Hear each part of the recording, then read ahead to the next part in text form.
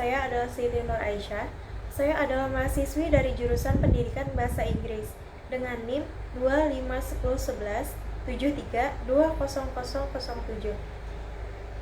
Dalam video kali ini, saya akan membahas materi dari mata kuliah Belajar dan Pembelajaran yang diampu oleh Ibu dosen Dr. Irianti Rahmayani Jamain, SPSI MPD. Pada kesempatan ini, saya akan membahas dua model pembelajaran yang terkait, yaitu experiential learning dan juga self-directed learning. Lalu saya akan masuk dalam permasalahan atau tantangan utama, yaitu tantangan utama dalam pendidikan modern adalah bagaimana membuat siswa tidak hanya tahu secara teori tetapi juga paham secara praktik.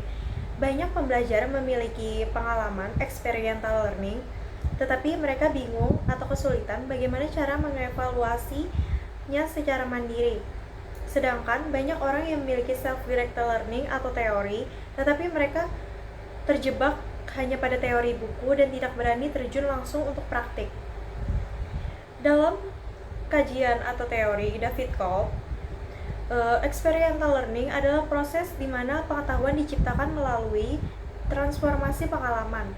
Ada 4 tahapan: concrete experience, reflective observation, abstract conceptualization, dan active experimentation.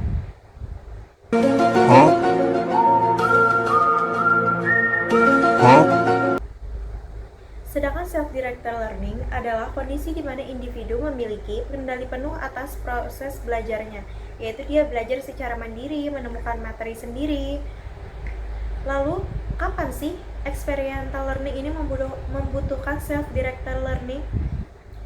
Experiential learning membutuhkan self-directed learning saat pembelajar berada di tahap reflective observation atau tanpa kemandirian self-directed learning untuk menganalisis apa yang baru saja dialami.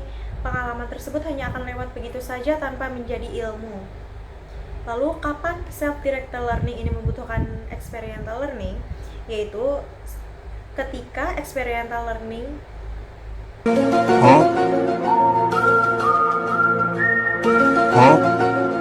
self-directed learning membutuhkan experiential learning, yaitu ketika pembelajar mandiri mulai merasa jenuh atau bosan dengan teori. Lalu, self-directed learning ini membutuhkan pengalaman. Learning ini membutuhkan pengalaman nyata untuk menguji apakah teori yang dia pelajari selama ini. Self-directed learning itu membutuhkan pengalaman nyata untuk meyakinkan atau membuktikan bahwa teori yang dia pelajari selama ini apakah benar-benar bekerja di lapangan. Lalu, untuk solusi spesifik dalam pembelajaran bahasa Inggris,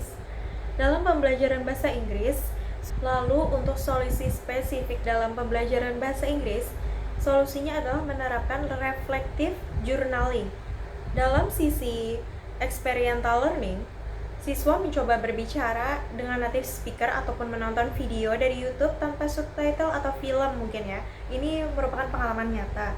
Lalu untuk sisi self-directed learning, secara mandiri, siswa ini bisa mencatat kata-kata yang sulit dia pahami dan mencari maknanya sendiri tanpa menunggu instruksi dari guru. Ini adalah self-directed learning karena di mana pengalaman experiential learning memicu rasa ingin tahu yang dikelola secara mandiri self-directed learning. Kesimpulannya, experiential learning ini adalah bahan bakarnya, yaitu pengalaman, lalu self-directed learning ini adalah kemudinya.